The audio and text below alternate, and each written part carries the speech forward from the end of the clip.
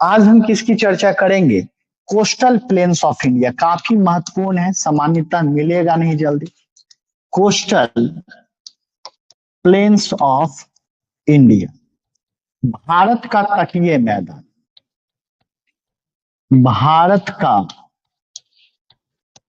तटीय मैदान अंत तक लगातार बने रहेंगे, काफी महत्वपूर्ण है। देखिए, तट किसको कहते हैं? पहले तो कोस्ट किसको कहा जाता है? तट किसको कहते हैं? तो महासागर का किनारा, महासागर का जो किनारा है इसको हम लोग क्या कहते हैं? तट कहते हैं, जिसको कोस्ट कहते हैं। इसी प्रकार से आप एक वर्ड सुने होंगे, बीच। बीच मतलब होता है सागर का किनारा। सागर का जो किनारा है इसको हम लोग किस नाम से जानते हैं? बीच के नाम से जानते हैं। उसी प्रकार से अगर वर्ड किनारे में ही देखे तो एक वर्ड आता है बैंक। बैंक मतलब होता है नदी का किनारा। तो अगर किनारा शब्द ही दिया गया है तो इसके लिए अलग अलग आपको टर्म्स है, ठीक है। जैसे कोस्ट मतलब महासागर का किनारा, बीच मतलब सागर का किनारा। इसलिए समुद्र किनारे आप जाते हैं तो कहते हैं कहाँ जा रहे हैं? सी बीच पे जा रहे हैं। और बैंक मतलब क्या होता है? नदी का किनारा। तो अगर हम प्रायद्वीपीय भारत देख रहे थे, पेनिनसुलर इंडिया देख रहे थे, तो ये बताए थे ये हमारा दक्षिण भारत है, इधर हमारा अरब सागर है। ये हमारा, पहले समझते हैं बाद में सबको लिखवा देंगे। ये हमारा अरब सागर है और इधर बताए थे बंगाल की खाड़ी है, बे ऑफ बंगाल। इधर हमारा क्या मौजूद है? तो ये है बंगाल की खाड़ी। बताए थे इस पेनिनसुलर इंडिया, इसको प्रायद्वीप क्यों कहते हैं? तो बताए थे वैसा लैंड मास, वैसा भूभाग जो तीन तरफ से जल से घिरा, उसको हम पेनिनसुला कहते हैं, प्रायद्वीप कहते हैं। तो हमारा जो दक्षिण भारत है वो तीन तरफ से जल से घिरा है। पश्चिम में अरब सागर, पूरब में बंगाल की खाड़ी, दक्षिण में हिंद महासागर, इसलिए इसको हम पेनिनसुलर इंडिया कहते हैं। और बताए थे प्रायद्वीपीय भारत के पश्चिम में एक पर्वत मौजूद है इस प्रकार से, इसको हम पश्चिमी घाट कहते हैं। इसको हम किस नाम से जानते हैं? वेस्टर्न घाट कहते हैं, पश्चिमी घाट। और बताए थे इसी प्रायद्वीपीय भारत के पूरब में आपको एक पर्वत मौजूद है, लेकिन थोड़ा यह असतत है। असतत मतलब बीच में थोड़ा सा कटा पिटा है। इसके बारे में हम विस्तार से चर्चा भी किए थे। असतत इसलिए है, बीच में कटा पिटा इसलिए है क्योंकि जो पश्चिमी घाट से नदियां निकलती है इसको काटते हुए कहाँ गिरती है? बंगाल की खाड़ी में गिरती है। इसलिए पूर्वी घाट क्या है? असतत है। लेकिन ये जो हिस्सा देख रहे हैं, पश्चिमी घाट और ये तट के बीच का ये जो हिस्सा देख रहे हैं, या इधर आप पूर्वी घाट और तट के बीच का ये जो हिस्सा देख रहे हैं, ये मैदानी हिस्सा है, ये प्लेन है। और इसी मैदानी हिस्सा को हम लोग क्या कहते हैं? तटीय मैदान के नाम से जानते हैं। इसको हम कोस्टल प्लेन्स के नाम से जानते हैं। तो अब तटीय मैदान जो है आपका ये दो है, एक पश्चिम की तरफ अवस्थित है तो इसको हम क्या कहेंगे? पश्चिमी तटीय मैदान। इसको हम लोग कहेंगे पश्चिमी तटीय मैदान, या इसको कहते हैं western coastal plane. Western coastal plane. और इधर वाले को क्या कहा जाता है? पूर्वी तटीय मैदान। पूर्वी तटीय मैदान जिसको हम कहते हैं ईस्टर्न कोस्टल प्लेन के नाम से जानते हैं। तो पूछ देगा भारत में जो तटीय मैदान है उसको कितने भागों में विभाजित किया गया है? तो इसको दो भागों में विभाजित किया गया। एक को हम कहें पश्चिमी तटीय मैदान और दूसरे को क्या कहा गया? पूर्वी तटीय मैदान। पश्चिमी तटीय मैदान कहाँ मौजूद है? तो पश्चिमी घाट के पश्चिम की तरफ। और पूर्वी तटीय मैदान कहाँ अवस्थित है? तो पूर्वी घाट के पूरब की तरफ। यानी कि पूछ देगा पश्चिमी तटीय मैदान कहाँ है? तो पश्चिमी घाट के पश्चिम की तरफ, पश्चिम की तरफ एकदम आसान भाषा में समझा देंगे। और पूर्वी तटीय मैदान कहाँ है? तो पूर्वी घाट के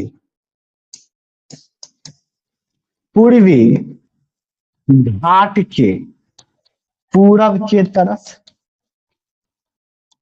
तो यहां तक उम्मीद करते हैं कि आप समझ गए होंगे। आजकल इससे बहुत सारा क्वेश्चन पूछता है, इस मैप को क्या करेंगे, बना लेंगे, सबको पहले समझा देते हैं, उसके बाद तब लास्ट में क्या करेंगे, लिखाएंगे। और पढ़ाई अच्छी लगी तो ज्यादा से ज्यादा शेयर कीजिए, दोस्तों को बताइए अरोमा क्लासेस के बारे में, ठीक है। ऐप का लिंक शेयर कर दीजिए। अब आते हैं इसका निर्माण कैसे होता है, फॉर्मेशन कैसे होता है, इसके फॉर्मेशन की बात करें, निर्माण कैसे होता है। इसके निर्माण में 3 का भूमिका है। एक है रिवर्स, नदियों के द्वारा, बाय रिवर्स, इसका जो निर्माण हुआ है इसमें पहला योगदान नदी का, नदियों के द्वारा। दूसरा जो योगदान है यह किसका है, तो बाय ओशन वेव्स, महासागरीय तरंगों के द्वारा, महासागरीय तरंगों के द्वारा। और तीसरा जो भूमिका है यह किसका होता है, तो यह टेक्टोनिक एक्टिविटी, जिसको हम लोग कहते हैं विवर्तनी क्रिया,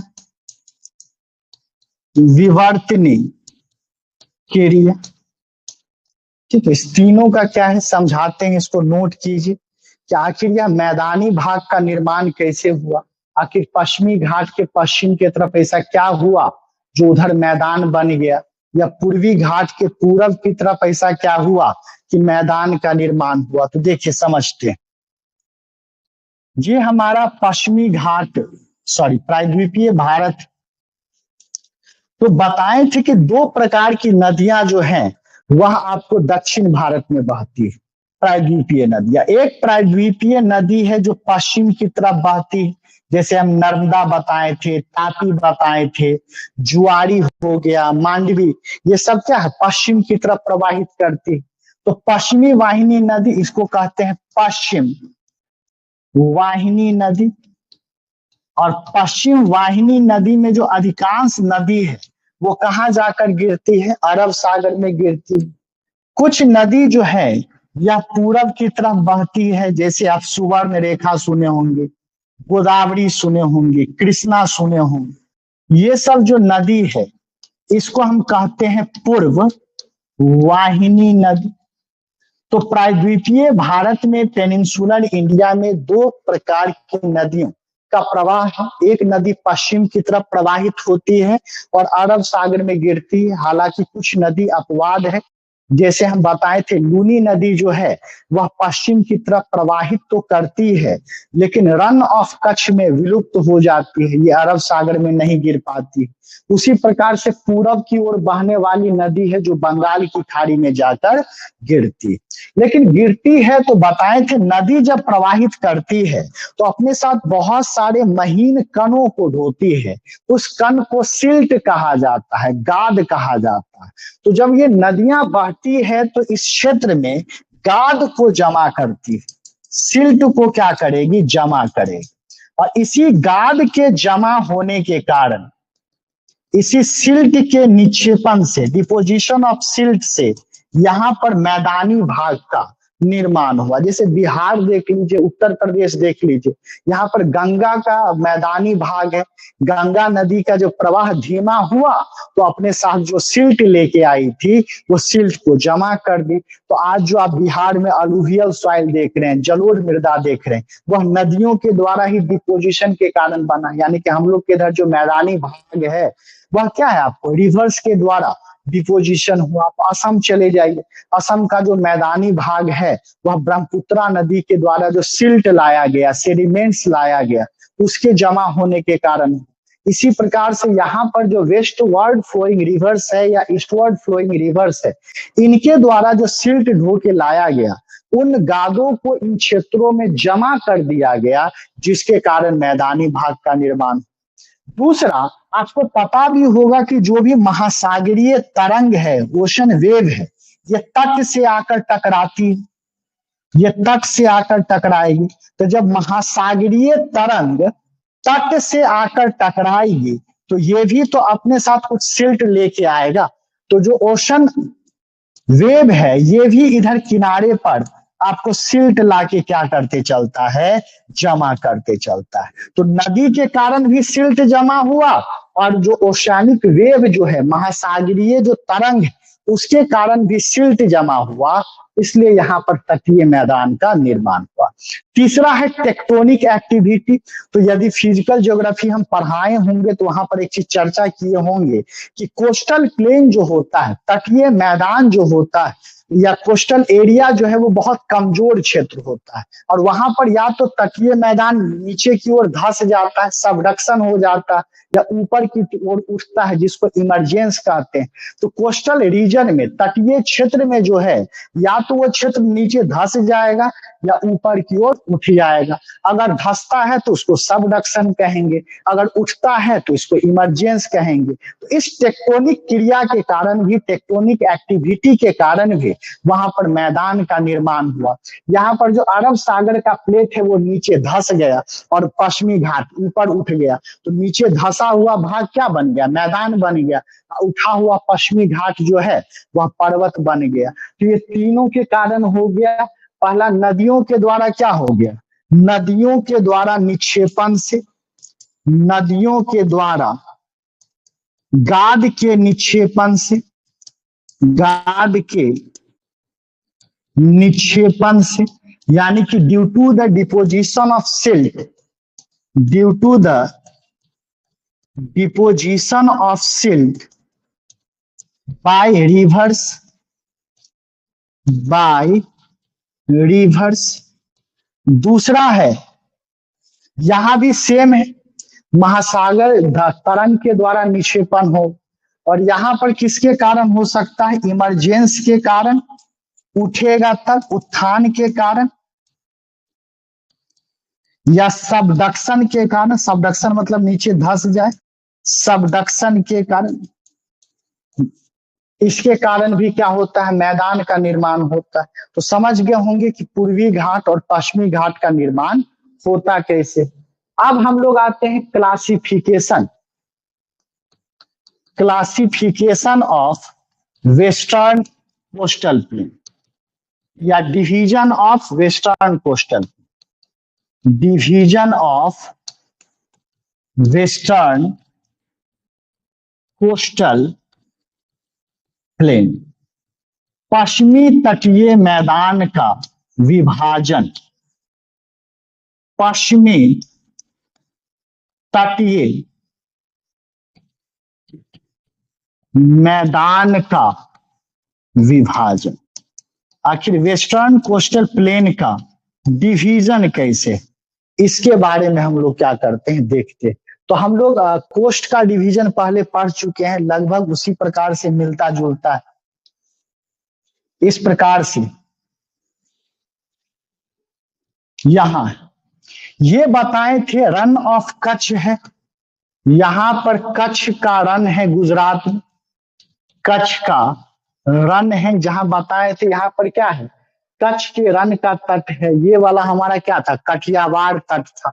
आगे आए थे तो कोंकण तट था, उसके बाद काकेना, ये कनारा तट था, उसके बाद बताए थे मालाबार तट था। तो ये सब हम बता चुके। तो यहाँ पर कच्छ के रन से यहाँ तक कन्याकुमारी, कन्याकुमारी तक का जो तटीय मैदान है, उसी को हम लोग क्या कहते हैं, पश्चिमी तटीय मैदान। या कुछ एग्जाम में ऐसे भी क्वेश्चन दे दिया है, यहाँ पर एक स्थान है नागरकोइल, देखिए कैसे फंसाया है, लोग कन्याकुमारी याद करके गया और ऑप्शन में क्या दे दिया, नागरकोइल। तो हम क्या याद रखेंगे, कच्छ के रन से नागर कोई तक जो मैदानी भाग का विस्तार है उसको हम लोग क्या कहते हैं, पश्चिमी तटीय मैदान के नाम से जानते हैं। यानी कि ये वाला जो है यह वेस्टर्न कोस्टल प्लेन आ जाएगा। तो इसका हम डिवीजन देखते हैं, विभाजन देखते हैं। देखिएगा यहाँ पर एक हम पढ़ा रहे थे जब बता रहे थे केंद्र शासित प्रदेश, तो बताए थे गुजरात के तट पर यहाँ पर क्या अवस्थित है, दमन अवस्थित है। तो यहाँ पर कच्छ के रण से दमन तक का जो मैदानी भाग है इसको कहा जाता है गुजरात का तटीय मैदान। उसको कहते हैं गुजरात तटीय मैदान के नाम से जानते हैं। जो कि हम अगर हम तट पढ़ा रहे थे तो बताए थे कि ये कच्छ का तट है और यह क्या है, काठियावाड़ तट। लेकिन मैदान की बात करें तो पूरा हम सम्मिलित रूप से क्या कहेंगे, गुजरात का तटीय मैदान। अगर दमन से आगे हम गोवा तक बढ़े, दमन से आगे गोवा तक बढ़े तो यहाँ का जो मैदानी भाग है इसको कोंकण तट कहते हैं। चूंकि महाराष्ट्र का क्षेत्र है तो ये वाला हमारा क्या हो जाएगा, कोंकण तट हो जाएगा। अगर गोवा से हम मंगलौर की तरफ आए, इस मंगलौर में देखिएगा पेट्रोलियम रिफाइनरी भी है जो बताए थे, मंगलौर की तरफ आए तो गोवा से मंगलौर तक का जो तटीय मैदान है तो इसको क्या कहेंगे हम लोग, कनारा तटीय मैदान या कन्नड़ तटीय मैदान के नाम से जानते, कन्नड़ तटीय मैदान। और मंगलौर से जो आपका यह नागरकोइल तक का जो तटीय मैदान है इसको हम किस नाम से जानेंगे, मालाबार तटीय मैदान। तो पश्चिमी तटीय मैदान को हम किस किस पार्ट में बांट दिए, एक गुजरात तटीय मैदान जो कच्छ के रण से कहां तक है, दमन तक है। फिर कोंकण तटीय मैदान जो दमन से कहां तक है, गोवा तक है। फिर हम लोग कन्नड़ तटीय मैदान जो गोवा से कहां तक है, मंगलौर तक है। और आपको मालाबार तटीय मैदान जो मंगलौर से कहां तक है, नागरकोइल तक। ठीक है, इसी प्रकार से अगर इधर बात करें, पूर्वी तटीय मैदान की बात करें तो ये तमिलनाडु तक, तमिलनाडु तक जो तटीय मैदान है ये वाला, इसको कोरोमंडल तटीय मैदान कहते, इसको कोरोमंडल तटीय मैदान कहते हैं। ये कहां पर है, तमिलनाडु। तो तमिलनाडु में जो तटीय मैदान है उसको क्या कहेंगे, कोरोमंडल तटीय मैदान। फिर बताए थे तमिलनाडु से आगे आंध्र प्रदेश का जो क्षेत्र है ये वाला हिस्सा, तो आंध्र प्रदेश में जो तटीय मैदान है इसको हम कहते हैं उत्तरी सरकार तटीय मैदान। इसको हम लोग कहते हैं उत्तरी सरकार तटीय मैदान। ठीक है, तो ये कहां पर अवस्थित है, आंध्र प्रदेश का जो मैदानी भाग है इसको कहेंगे। इसके बाद आगे हम उड़ीसा में चले जाए, आगे उड़ीसा वाला तो याद कीजिए, उड़ीसा का जो मैदानी भाग है इसको हम लोग कहते हैं उत्कल कहते हैं। तो इसको क्या कहा जाएगा, उत्कल तटीय मैदान। तो ये हमारा क्या हो जाएगा, उत्कल तटीय मैदान, जो कहां पर है, उड़ीसा में। तो ये आपका है प्रादेशिक विभाजन, रीजनल डिवीजन। रीजनल मतलब किस किस क्षेत्र में है, तो तमिलनाडु में है तो कोरोमंडल तटीय मैदान, आंध्र प्रदेश में है तो उत्तरी सरकार आपका, फिर उड़ीसा में है तो उत्कल तटीय मैदान। कुछ किताब में क्या किए हुए है, एक नदी प्रवाहित करती है, इस नदी का नाम है कृष्णा नदी। तो कुछ पुस्तक में ऐसे भी मिल जाएगा कि कृष्णा नदी के उत्तर में जो भी तटीय मैदान है इसका नाम दे दिया गया उत्तरी सरकार मैदान, और कृष्णा नदी के दक्षिण में जो तटीय मैदान है इसको कोरोमंडल तटीय मैदान कहा गया। तो कुछ बुक में सिर्फ दो ही डिवीजन आपको मिलेगा, एक नॉर्दर्न सरकार और दूसरा कोरोमंडल कोस्ट। तो कृष्णा नदी के उत्तर में जो हो जाएगा उसको उत्तरी तटीय मैदान कहेंगे, और उसके दक्षिण में जो होगा उसको कोरोमंडल तट के नाम से जानेंगे। और पता भी होगा उत्तरी सरकार किन नदियों के बीच है, तो कृष्णा और यहाँ पर क्या है, गोदावरी नदी। आगे नदी में पढ़ाएंगे। तो गोदावरी और कृष्णा के बीच जो है इसको उत्तरी सरकार का हिस्सा क्या होता है माना जाता है। तो हम बताएं कि जो तटीय मैदान है इसमें हम पश्चिमी तटीय मैदान, इधर वाला हिस्सा क्या होता है पूर्वी तटीय मैदान। पश्चिमी तटीय मैदान का विस्तार कहाँ से है, कच्छ के रण से नागरकोइल तक पश्चिमी तटीय मैदान का विस्तार है। और यहाँ पर तमिलनाडु से उड़ीसा तक जो विस्तार है उसको पूर्वी तटीय मैदान के नाम से जानते हैं।